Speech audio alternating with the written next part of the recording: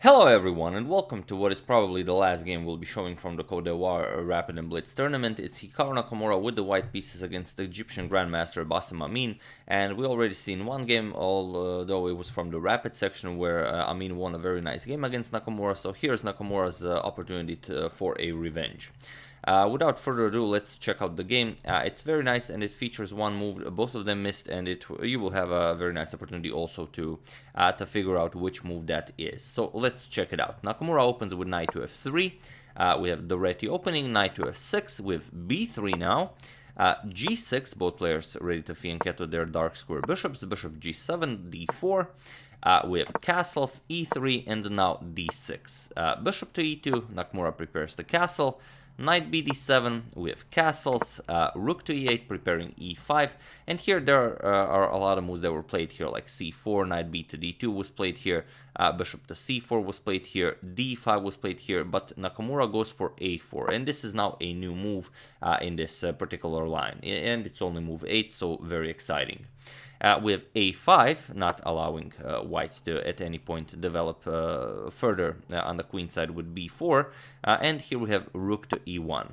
We have c6 by black, bishop to f1, and now comes e5, as Nakamura allowed it. Of course, Amin doesn't want this pawn to remain on e7, as it is a backwards pawn. We have d captures on e5, d captures on e5, and now knight to a3.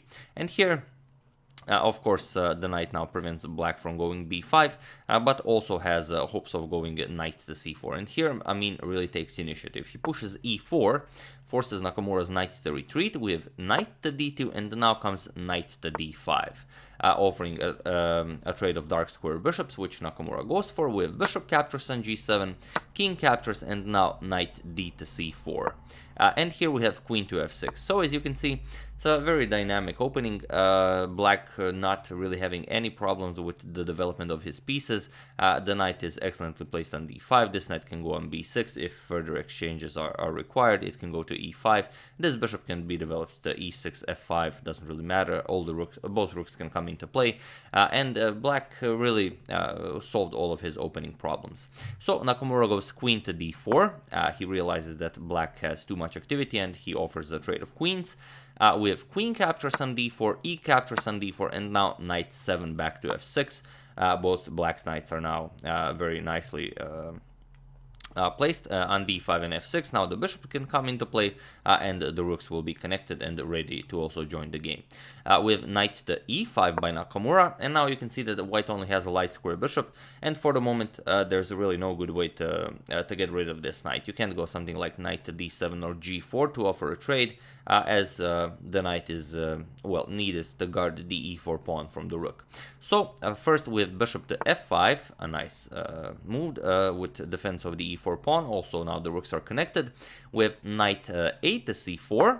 If now this knight gets traded off, this knight can take its place, and also nicely eyeing that b6 square and pressuring the a5 pawn, so this rook can, for the moment, can't really enter the game. We have rook to e6, and now comes knight to e3. Hoping to win the bishop here. So knight captures on e3, we have f captures on e3, and now just h5, preventing any h3, g4 ideas. We have bishop to c4 now, attacking Amin's rook, rook to e7, and now comes a move that is... well, that's basically a big blunder, but no one realized it. Here, it's important to play bishop to e2 or f1, but here Nakamura played rook e to f1, and it's, well, it's a move that basically loses the game, but it's hard to pinpoint why, especially in a blitz game. But, you know, you're in your own home, comfortable, hopefully, you know, in front of a big screen or on your smartphone, doesn't really matter, but you have time to pause the video, so feel free to do so and try to find the idea both of them missed in this game. I'll give you a couple of seconds. For those of you who were able to do it, congratulations. You are an excellent trapper of knights. Well, or are you? But I will explain that. The idea is knight to d5. And now you can see that all of the squares that the knight can retreat to are covered. f6 is the threat, and the knight can go here, the pawn covers that, the pawn covers this, and bishop covers this. So f6 is coming, and there's nothing you can do to prevent it. If you play bishop captures, pawn captures, now, okay, bishop no longer occupies the c4 squared, but now this pawn, again, guards the sorry, the d4 square. And the knight is trapped. There's no saving this knight. There is, sorry about that. There is one possibility you can try. After the c captures on d5, you could try something like g4. It is a, well, it's a very crazy line, but it does save you the knight, but it will also lose you the game. But we will show it just to show that you are able to save the knight. H captures on g4, now rook to f4. And now indeed, if f6 comes, knight can capture on g4, but the black's just gonna go rook to h8, and after any move white does, let's say c4, now you're gonna go f6. And now after this trade, knight captures here, you're gonna go rook to h4. Now pin the knight. And after something like h3, you're gonna go rook captures on h3, king to f2, defending this pawn here, and now just rook to c7, and black will have such a dominant position that he should very quickly even win it, due to the very unpleasant position of the white king. After the queenside position opens, the rook can also enter the game, and it will be over very quickly. Although you can save the knight, so that's why I said, or are you, but you will end up with a losing position. But doesn't really matter, as both of them missed it, with rook 8 to d8 by Amin, and now comes h3, preparing g4, so Amin prevents it with h4 by Amin, c3 now, and now comes knight to d5, going for the c3 and e3 pawn, so you do have to trade bishop for knight here. Bishop captures, pawn captures, and now comes c4. Nakamura also not interested in having backwards c pawns. With f6 finally, knight to g4, bishop captures, pawn captures, and now rook to c7, preparing to double up on the c file and, you know, wreak havoc along the c line.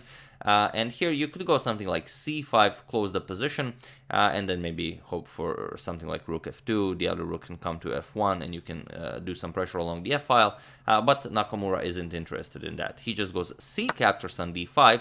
And now he maybe was hoping for rook captures and then just rook 8 to c1, but Amin doesn't waste time capturing the double d pawn. Instead, he goes for the active rook to c3. And here it just seems that it was necessary to push this pawn all the way to c5. Capturing here and allowing rook to c3 just looks like Nakamura underestimating his opponent, but you know, you just don't underestimate another grandmaster. In a rook's endgame, it doesn't really matter how much higher rated you are. But okay, now Nakamura goes rook 8 to c1 with rook captures on e3, eliminating this very important base of the pawn chain, with g5 by Nakamura, and now just f captures on g5, not really caring, as any threats such as maybe rook c7 check, king h6, and rook f7 with ideas of checkmate are easily preventable with just going g4, and now the king can escape via the g5 square. So here Nakamura played rook f to e1. We have a trade, rook captures, and now rook captures on d5. Rook captures on e4, and now we have this rook and pawn endgame where Amin is up a pawn. It's a double g pawn, but still a very important pawn to be up. King to f6, he now starts bringing his king into the game, and Nakamura's rook will be very passive, especially since it has to remain there to keep an eye on the d4 pawn. We have king to f2, now comes king to f5, attacking the rook, king to f3 defending, and now just b6.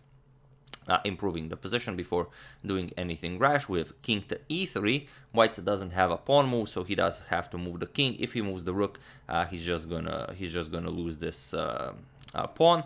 So we have king to e3 and now g4, preparing h3 to create a pass pawn. Also, if captures, this will undouble black's g pawn.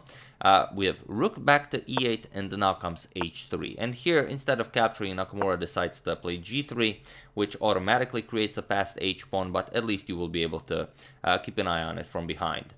We have king back to f6, now comes rook to c8, and here you could go for rook to d6, not allowing something like check and captures, but Amin calculates properly, and he sees that he's much faster than Nakamura.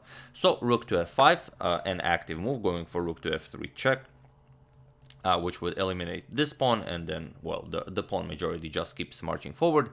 With king to e4, now comes rook to f3, and now d5. Now white is hoping to push this pawn all the way as soon as possible, with rook captures on g3, and now first king to f4. kicking the rook back with rook to g1, and now comes rook to h8. Not allowing the pawns to be pushed any further, but now comes g5, forcing the white king away from the pawn mass, as you cannot go to f3 or g3, with king to e4, and now before pushing the pawns we have just rook to e1 check, king to d4, and here Amin just pushed g3, and it was in this position that Hikaru Nakamura resigned the game once again against his Egyptian opponent that he underestimated by not pushing that c5 pawn, but rather capturing on d5. So why did Nakamura resign? Well, there's not all that much you can do here. Just g2, g1 is coming. If you capture the pawn, just g2, rook g3, and here you just queen with check, so you have to capture. Rook captures, and now you are nowhere near queening that pawn.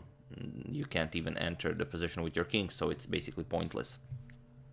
So after g3, Nakamura resigns, and then yet another excellent victory for Bassem Amin, who after the Blitz and Rapid section of this Cote d'Ivoire tournament finished in last place, but he did have 2 excellent games against Nakamura. So he won against Nakamura in the Rapid, he won against Nakamura in the Blitz, and the third game he played against Nakamura, having the black pieces, that game ended in a draw. So out of 3 games, 2.5 points against Nakamura. The third highest rated Blitz player in the world, definitely an achievement for the Egyptian Grandmaster.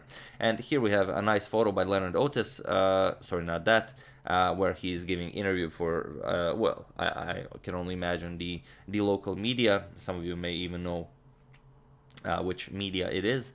But yeah, there you have it. And before the tournament even started, I watched an interview with Bassem Amin. He said that every game he was watching the Grand Chess Tour, and he was very much looking forward to playing with these legends, so to say.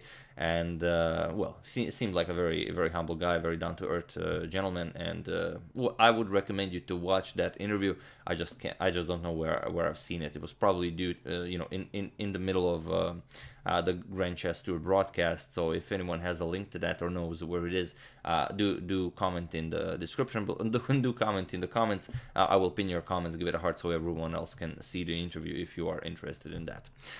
So that's the game. I do hope you enjoyed it. I would like to thank Paul Gibbons and Krzysztof Urbanek for your contribution to my channel. Thank you a lot. I really appreciate it. As usual, you can check 2 of my previous videos here. Thank you all for watching, and I will see you soon. Definitely continuing the Capablanca saga all the way up until probably Altibox Norway Championship, and then we're going to, of course, cover that. So thank you all. I will see you soon. Have an excellent rest of your day.